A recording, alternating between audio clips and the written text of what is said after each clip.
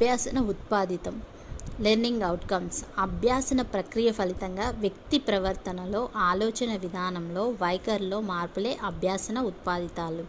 అయితే అభ్యాసన జరిగిన వ్యక్తిలో ఈ క్రింది విధమైన ఉత్పాదితాలు కనపడతాయి: మానసిక వికాసం, సాంఘిక వికాసం, ఉద్వేగ వికాసం, భాషా వికాసం, నైతిక వికాసం, సమాచార నైపుణ్యాలు అభివృద్ధి చెందటం, చలనాత్మక నైపుణ్యాలు అభివృద్ధి చెందటం, వివిధ వస్తువులు, విషయాల పేర్లు, ఉపయోగాలు తెలుసుకోవటం, అంశాల మధ్య భేదాన్ని గుర్తించటం, సమస్యను పరిష్కరించే నైపుణ్యాన్ని పెంచుకోవటం, యాటిట్యూడ్స్ అండ్ మోరల్ వాల్యూస్ పట్ల అవగాహన కలిగి ఉండటం.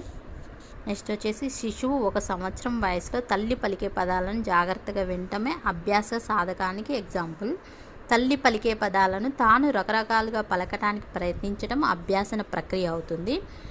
తాను విన్న పదాలను తప్పు లేకుండా చెప్పడం అది అభ్యాసన ఉత్పాదితం అవుతుంది.